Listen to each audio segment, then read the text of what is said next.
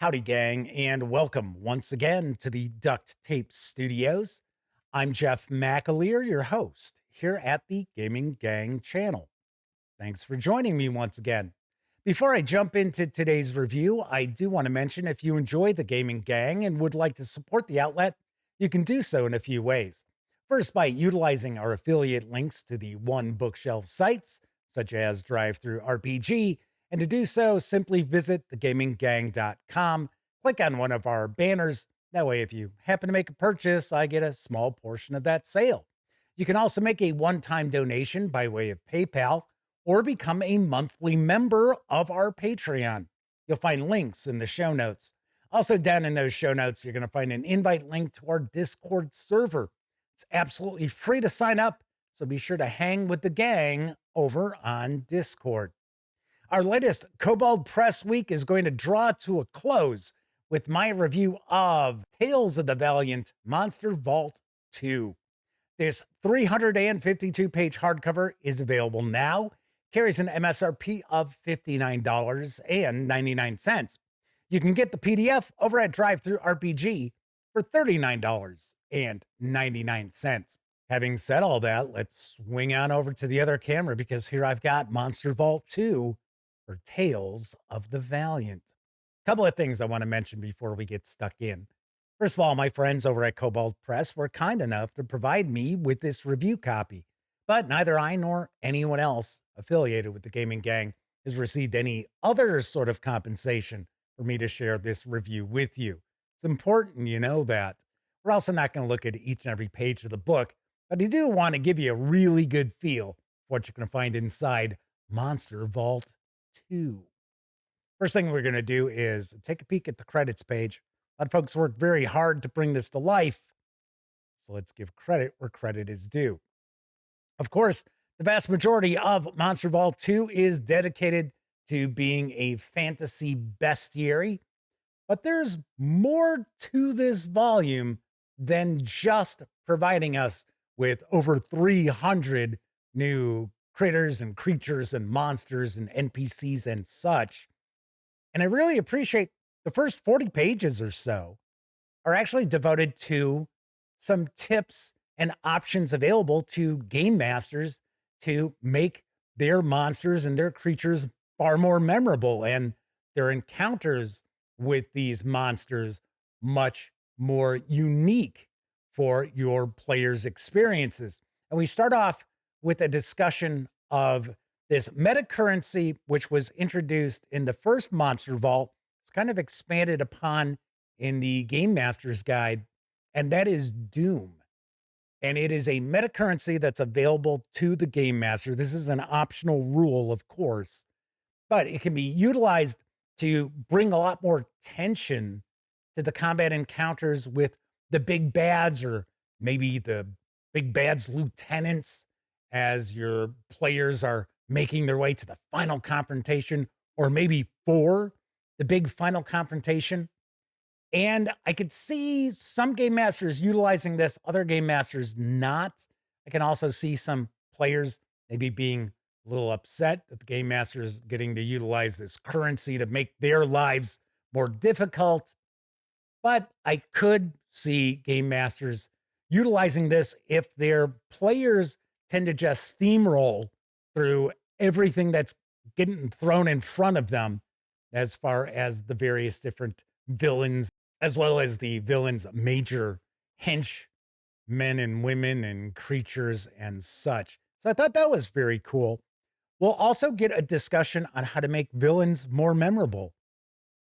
I dig that. I talk about this all the time, how one of the major responsibilities of a game master, regardless of whatever genre they happen to be running their role playing game in, is to provide memorable experiences. And one of those ways to do so, in fact, one of the easiest ways, is to make their baddies memorable. Now, they don't have to be mustache twirling villains.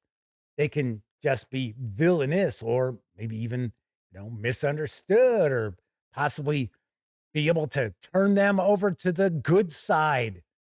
But I love the fact that we get this section that is devoted to different ways to make the villains much more exciting to your players. We also have a section here that talks about various different monster templates, which allows you to kind of zero in on the function of a particular monster or a creature, or even make life a little bit easier for you when you're trying to tweak or design a creature or monster that's maybe already based on something that you find inside Monster Vault or Monster Vault 2. Then we'll move into the actual bestiary section. And I got to say, I am always a big fan of bestiaries, and Kobold Press always does a really nice job with these. With the Tome of Beasts, volumes 1, 2, and 3 for 5e, and then now we have the Monster Vaults for Tales of the Valiant and Dungeons and Dragons, of course. Some of the things that I really dig about the presentation that Kobold Press utilizes, or the layout that Kobold Press utilizes, is we get a little more information about these beings outside of just combat. One of the pitfalls of a lot of bestiaries that are out there is their only focus is on how to utilize these creatures in combat, not necessarily what are they doing when they're not waiting around to be killed by the player characters. That is something that gets tackled by Kobold Press. Now, granted, it might be a couple of sentences, it might only be a paragraph, but I do love the fact that we have a layout which will give us information about what do these things do? What are their functions? One of my favorite entries in the Monster Ball 2, which we just happened to land on, is the Corpse Light Gardener. I have to say that we actually get a bit more page space devoted to the gardener than most of the entries here. Most of the entries, we get a page. So, give you an example. It'll talk about their preservers of life, their dedicated protectors, and the ghostly lights, that a lot of people feel that there's some sort of a connection between the Corpse Light Gardener and Will o' the Wisps. So I also love the fact that we start getting into layer information. So we have layer actions for the Corpse Light Gardener, because the thing is, this is actually a relatively high challenge rating. Taking a look at that, you'd be like, oh, yeah, he kind of looks like a red cap, sort of, even though his cap isn't red. Okay, what is he, like CR4? No, CR9. So we'll get into, of course, the stat blocks, which are going to give us our attributes, various different abilities that the creature or monster is going to have, what actions it can take, what bonus actions it might have, what sort of reactions it could possibly have. Now, not every single entry gets a bonus action or a reaction. It's usually the higher challenge rating creatures and monsters that you'll find. Artwork throughout, really, really nicely done. I am a fan of Kobold Press's art. I know some folks out there feel that it's a little too static sometimes. That doesn't bother me. I just love the fact that we've got essentially every entry with a piece of artwork devoted to it. We don't necessarily always see that with bestiaries either. So you are going to also find a number of entries which are going to build upon entries from Monster Vault. So as an example, we've got a couple of new kobolds. I always like to see the kobolds from Kobold Press. So we have the hooded one, and then we have the true scale, who is kind of, oh, here it is right there. It's kind of the brute of the kobold family out there. As you can see, it's a pretty massive kobold. Well, as far as kobolds go. If you're curious about the production quality, as you're already seeing, fantastic artwork throughout, which I really dig. The paper quality, the paper stock is solid. It's not the thickest around.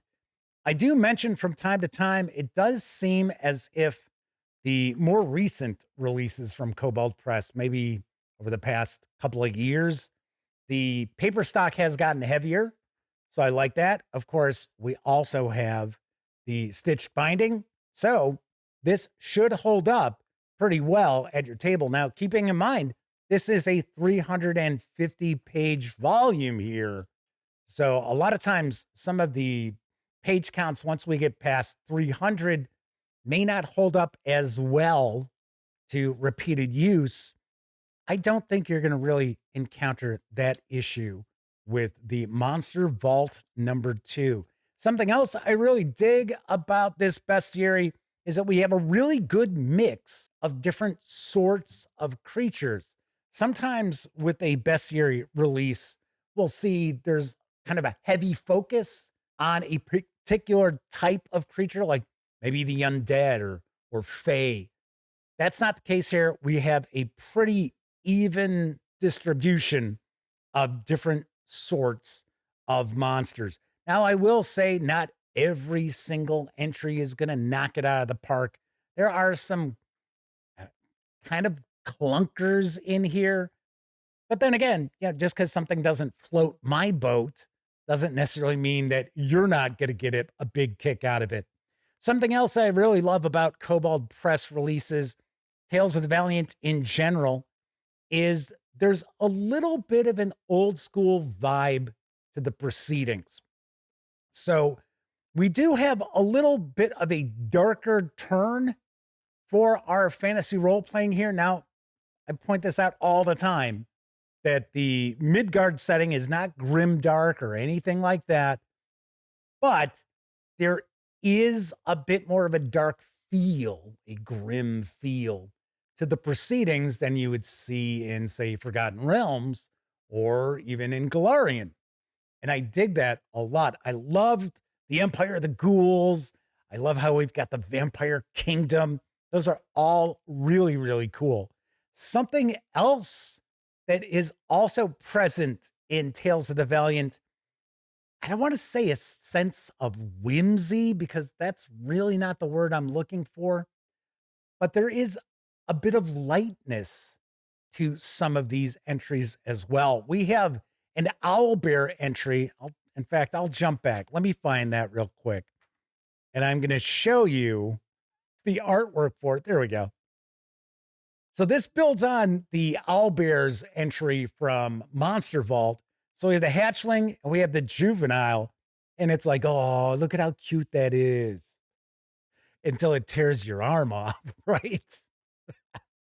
So, like I said, there's kind of a lightness, even though there is a dark fantasy vibe that does run through Midgard, which I absolutely love. There is also kind of a fairy tale aspect to some of the proceedings too.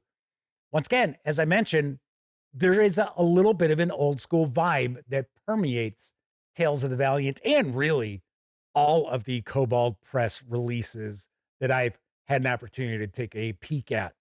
All right, so just wrapping up, as you can see, loads and loads of entries.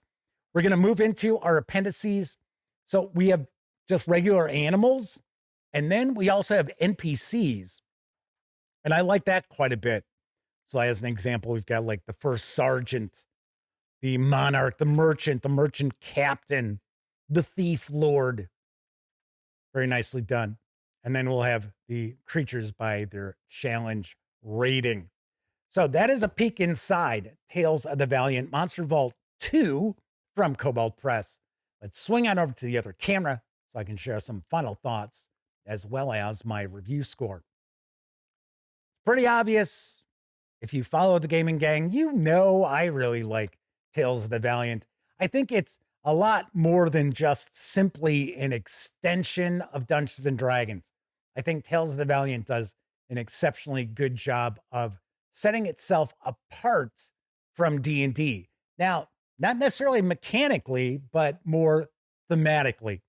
And one of those ways that it does set itself apart is with these monster vaults.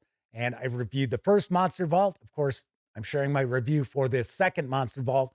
And I really dig these a lot. I think they are jam-packed with a lot of entries that I could easily see utilizing at my game table. I also like the fact that with the vast majority of these entries, there's also some information about what do these things do.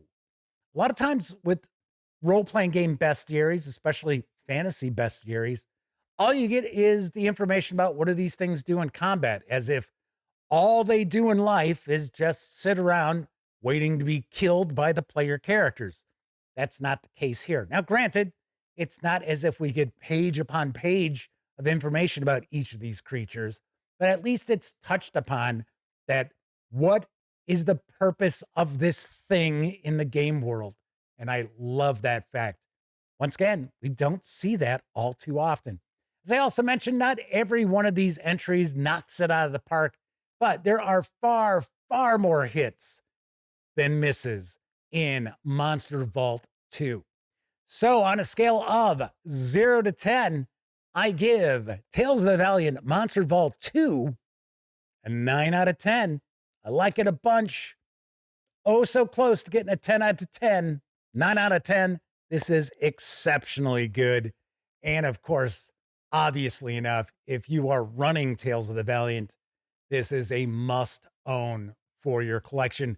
And if you're running Dungeons and Dragons, you'll probably want to take a peek at it as well. All right, that is it for this time out. If you liked the video, by all means, please give it a quick thumbs up. Subscribe to the Gaming Gang channel if you haven't already. And if you do subscribe, don't forget, ring that bell. It'll not only let you know when I share videos such as this review, it'll also inform you when my live stream, the Gaming Gang Dispatch, airs Tuesday, Wednesday, and Thursday evenings right here on YouTube at 7 p.m. Central. Of course, when you're not watching videos on the Gaming Gang channel, be sure to visit thegaminggang.com for the latest in tabletop gaming news, reviews, and a whole lot more you will not find here on YouTube. You know the drill. Get your geek on at thegaminggang.com. Thank you very much for watching. Once again, I'm Jeff McAleer, and until I see you next time, I certainly hope all of you get to enjoy plenty of great gaming with your gang.